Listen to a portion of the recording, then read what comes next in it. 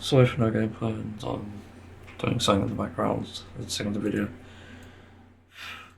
I felt like making this because I feel like there's a massive issue in games, specifically MMOs, but it's also in like other games. I've noticed in Genshin Impact, for example, um, TF2 as well. I've noticed TF2 has a lot of issue with this, but it's about tanking and healing, and about these roles that basically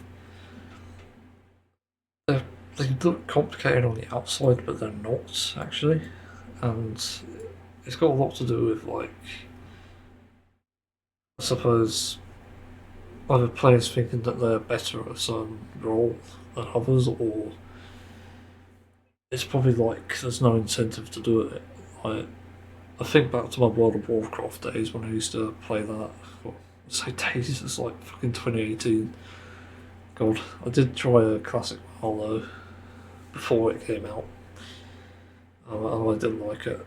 But the problem is that I notice there's no incentive to do it, and often it's like a very trivial reward. So on the bright side, like Final Fantasy 14 has like the elegant tomestones, so you can use them to get in pretty much endgame gear for that expansion, and that helps you through the next one.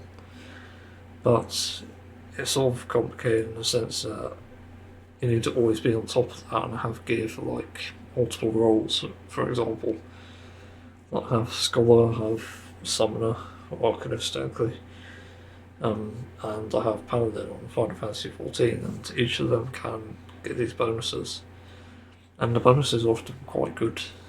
Like they're pretty fair. They honestly incentivize you trying it. But in a game like World of Warcraft, with its raid finder anyway, dungeon finder, whatever, you don't really have an incentive, and honestly, that's bad. Like, I think there should be more incentive for players who take up that role, because they can be anxiety inducing at times. Like, say as a tank of like a long time. I've tanked in dungeons and raids equally in both games, and World of Warcraft had the worst. I've been,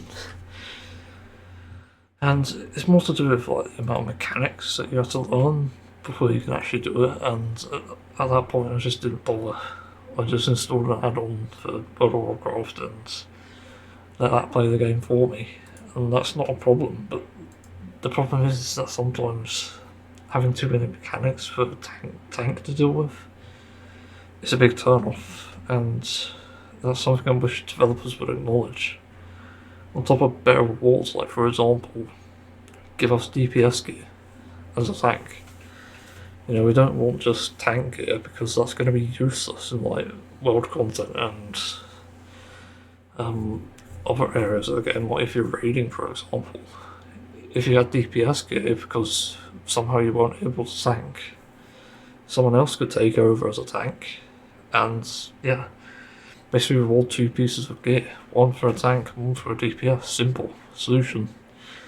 Or you just make the stats the same. Like, assuming you're like a warrior class, which scales off strength, you shouldn't have to worry about having to get two separate pieces of gear. They should be one and the same, and that's one of the problems in both WoW and Final Fantasy 14. And that's the one I found anyway. I could be wrong about this. I'm definitely not the world's best tank. I could be actually. Patent pending. But I've played tank enough, and I've seen the good and bad of it, and just what needs to change. Firstly, you get more buttons in like the case of MMOs, and that's handy because you just have a line for combat abilities. Like I usually have like left corner, left side even, just be about my combat abilities, and sometimes I'll have like cooldowns on the same bar, but on like a bar above I'll have defensives, and on the bar above that I'll have very niche ones like protection, And also, like, a neat tip for anyone new to it, you can bind to like Control and Shift with like the number keys, and that does pretty much help. And it's the same for healer as well, although I do have my utility on the lower bar and have healing on the top one, because technically healer should be always doing damage whenever possible, because it does help out in a sense. But again, if you're new to it, you don't need to worry yet. When I started out healing, I was just using healing abilities and standing there. Eventually I got onto using combat abilities and optimizing it. In World of Warcraft, I think I played... Who do I play as a healer first? Like, my first class was Hunter. But my first healer? Death Knight was my first tank. Can't remember my first healer. It might have actually been a Druid. There's a fly in the way. It's annoying me.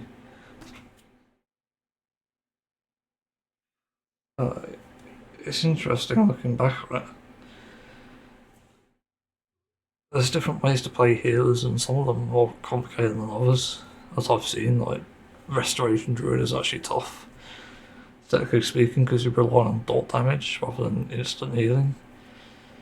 Whilst it is technically automatic, it's not very easy to do because you need to understand the battle mechanics and stuff. It's kind of annoying. A lot of other classes, like Holy Paladin, was pretty good to use. It was not too hard to play. There is a lot of combat ability, so for Holy Paladin it's weird. Disciplinary Priest style stuff, but a Holy Priest is actually good. Yeah, I can't really think of the class I first played as a healer. There's a lot of different types of tanks and healers, and it's also about finding the one that you're most comfortable with. That's probably my first major tip. Yeah, I mained Death Knight tank on World of Warcraft, and now I'm playing Paladin tank on Warrior, actually, on Final Fantasy XIV, and there aren't many similarities, but they play well enough as they are, in a way that I can't really complain. Like, definitely could self-heal, and Warriors mainly to do with, like, defensives rather than healing. And defensives were pretty extensive, actually. I think there's more defensive here than World of Warcraft. But I did also play Warrior in World of Warcraft, and that was fun. Like, the damage mitigation was just genius mechanics. It was one of the most enjoyable tanks for that reason, even though I loved Death Knight. For some reason, Warrior just hit different in World of Warcraft. So, essentially, when it comes to like healing and tanking, you just don't need to worry. Because I think if you're new, people will understand, and it's usually the people who don't tank or really heal that sort of can empathise basically with the fact that you're not up to par with like some others. You're new to it, and that's fine. I've acknowledged it a lot in all the times of like playing in groups of like new healers and new tanks and stuff. Although it's quite rare nowadays for some reason. Although it's in Final Fantasy XIV, I rarely ever meet a tank or a healer who doesn't know what they're doing. I did see one once actually, in that last, I can't remember the place, floating island at the end of Heaven's Ward. That was an interesting experience. It wasn't horrible. It's just obvious that the tank was new, and that's fine. And I think if you've been a DPS player your whole life, you need to be patient as well. I think that's really important to understand. Because if you're in that situation, it'll be easy to understand what the other is going through. I'm trying to think of another tip I can give. Other than finding what's most comfortable, I think some people would ask, like, would you need to understand all the mechanics of a dungeon before doing it? in the end game? Most likely, yes. But if you don't have the time, then I wouldn't worry, honestly. Because sometimes they do take a lot of time, and I've looked at some of the hardest raid content in Final Fantasy XIV briefly. I forgot what that famous one is, the one that took, I forgot what it was, over 20 days or something, and like 2 days straight to beat it or something, I can't remember. It's a pretty famous example. But like, you don't need to do something like that.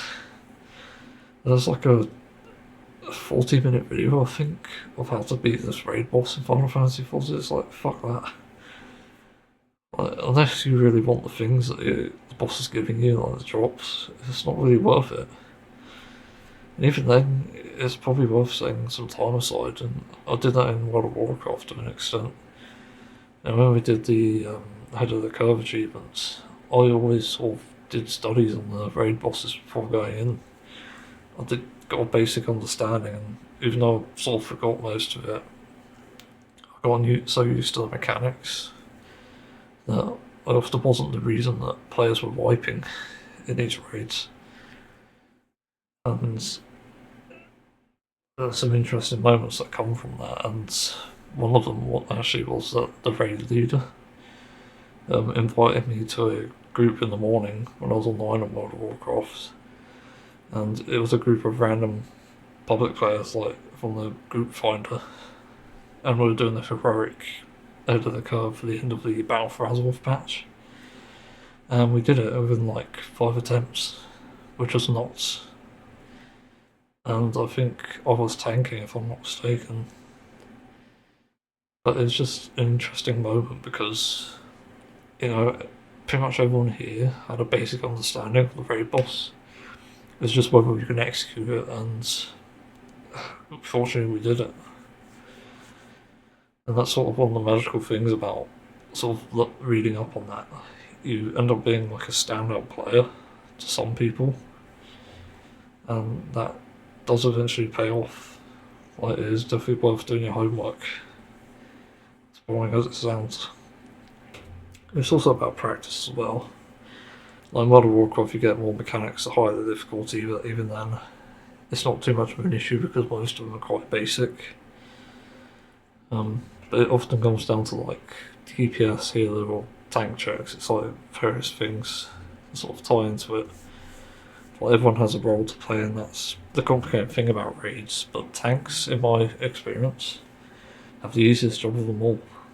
And also, you shouldn't skip on trying out tank because you might actually end up enjoying it, much like I have.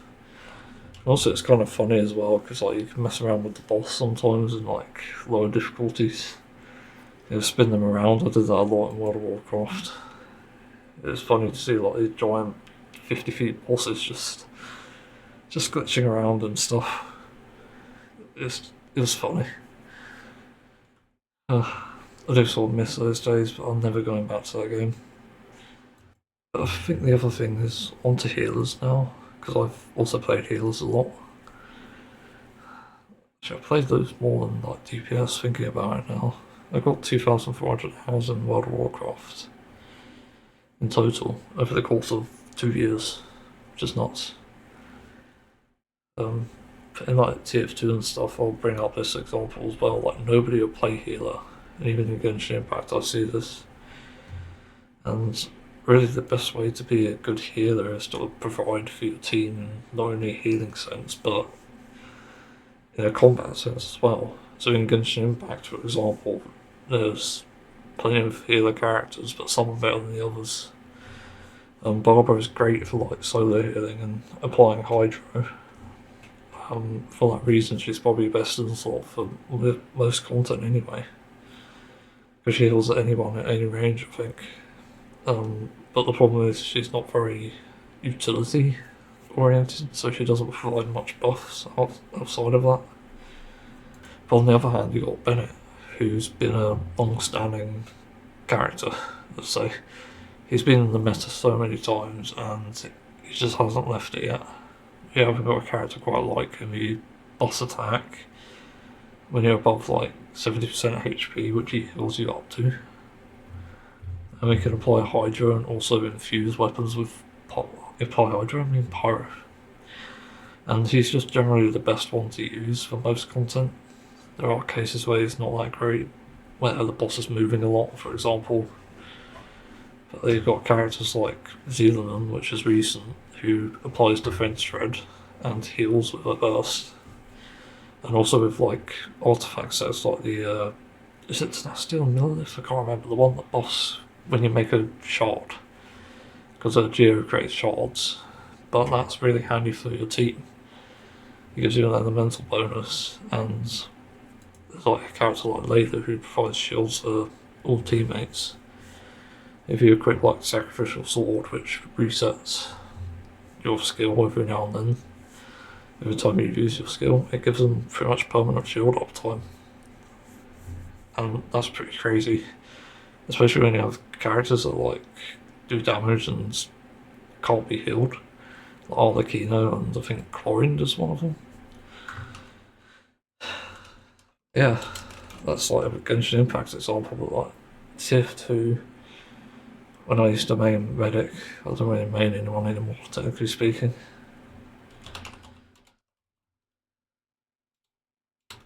I'm just writing a thumbnail. But on TF2, like, a lot of people just won't play Medic, and honestly, I think Medic needed a buff. There needed to be ways to heal multiple teammates to feel incentivized to do it to get high scores, and you can actually get high scores as it is anyway.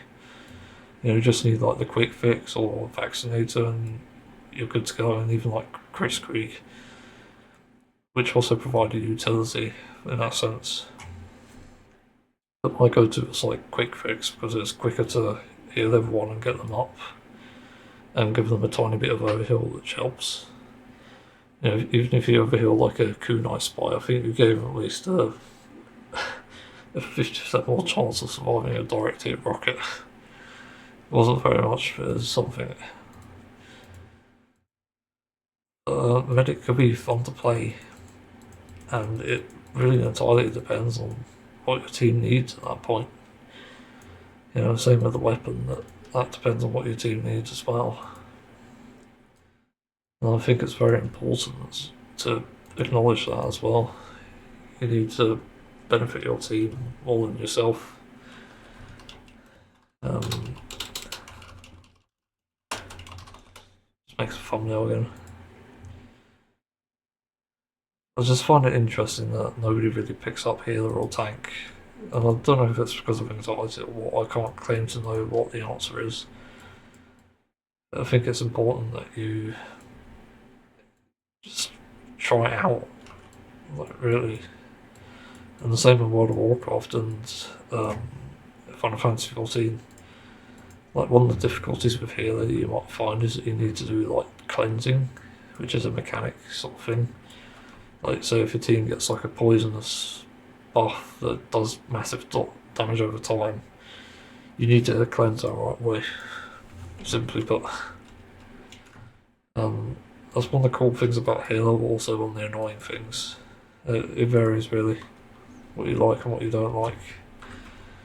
But that's something that you have to commonly do in Halo roles, and it's pretty important as well. And that can sound really bad, but when you know, essentially. In World of Warcraft, you could see with add-ons whether someone had it, but in Final Fantasy XIV, you can see whether you can cleanse something by the fact that it's blue, I think it is. Is it the blue tag on the debuffs? I can't remember. But it's also like you can click on nameplates and stuff, and that's also helpful for the what's it called? I can't remember, like the team-wide buff utility things, like tank can take damage from a teammate to themselves, that sort of thing, and that's extremely useful. And yeah, like, again, it's similar to tank in a way, but it's just making sure your team is alive and providing utility or damage in between. Utility sometimes better than damage, it depends on what it is. But yeah, I'm interested to know what people think about this, because I notice this problem a lot. You know, in Genshin Impact, people don't pick healer. TF2, people don't pick medic. In World of Warcraft, I'll say now, nobody picks tank. And in Final Fantasy XIV, nobody picks healer or tank. So it's like, there's a scarcity problem with it, and I think it likely stems from a lack of incentive. Like, as I said, provide double the gear. Even give DPS like tank gear just in case, or healer gear like by choice. And you solve the problem. You not only make it accessible, you could also give them a reward whether they like it or not. And they could just sell it if they don't want it. As simple as that, or trade it even. And that I think would help. And I could be very well wrong about this. That's what. Combine this and that. Okay, I just created a word. As I'd expected. But yeah, just experiment and try it out. And you don't need to do it at the high difficulties right away. You know, it could be any difficulty, technically speaking. But yeah, I can't stress this enough. Just try it out. And please try it, because I can't judge you. It's it can be quite rewarding, as I said before. Yeah, I think that's all I got there. What to say about this? I'll just upload the video as is with a random thumbnail I've made. Yeah. Thanks for listening. I'm interested in how people think. Yeah, seriously, don't sleep on these roles, because they have so many benefits. Not to mention higher Q, better Q times, not higher Q times. That's DPS. DPS is higher Q times. No. But yeah, like the Q times are one of the massive benefits. And also, like, sometimes in like raids and guilds and stuff, people are looking for essentially teams that do that. And I also remember once, can't remember, I think it was Raid Finder, but sometimes players leave when they're fed up and they take the debuff that goes with it. But I remember sort of staying behind and the tank leaving, and I was like, I can switch the tank for you guys and complete this with you, and we did. A few players left after that, but still, we ended up beating it, even though I went tank when I was originally like DPS. There's some interesting moments that come from that, and also it's happened in raids before. Like sometimes there's been disconnect issues and I replaced the role that they're missing, essentially. And I can log on with another character, because I've farmed them out as well. There's just so many benefits to having a role like that it's just crazy that people don't do it often. Even though DPS can be a comfy role, it's not always. I remember in World of Warcraft, I forgot to mention this, there's so many problems with interrupts, and it was a DPS thing, which was good, because it meant the tank had to worry about less things. But the problem is that the tank ended up doing it, and the general rule was that tank interrupted first. And that creates problems when everyone spams it and suddenly you don't have any interrupts, and then you just wipe because of that. There's just some crazy things like that in World of Warcraft that made it suck. But you don't really have it in Final Fantasy XIV, because the tank has to do the interrupting. And there's not many things to interrupt anyway, so it's fine. But you even had like what I call pseudo interrupts, which you have with any class, where you can stun and you can crowd control. I did this in World of Warcraft, where I'd spam sleep on enemies that we couldn't defeat or just needed to be like pulled away out of tank range or something. I'd use like stun on my World of Warcraft pet to essentially interrupt an enemy. I only worked on like low ones, not like elites. But also a crazy thing I'd do is if a tank is going really low, I'd have my like mythical beast who can heal, but also pets can taunt, and if you just press the button for taunt, Like for me, it's like control free. I think um, it would just taunt the boss, it would taunt anything, and you took away aggro for the tank, so the tank could get healed, and that stops the wipe essentially. Yeah, it's extremely useful stuff, and even like Mythic Plus that became really handy. And I never see any like top tier raiders or whatever you call them doing it, like Mythic Raiders. Also like the Mythic Plus Internationals or whatever they're called, MDIs. That's it. You never see anyone doing that, and it always sort of annoyed me because you've got so much utility at your hands. It's just crazy that you're not using it. Uh, yeah, thanks for listening. See you in another video.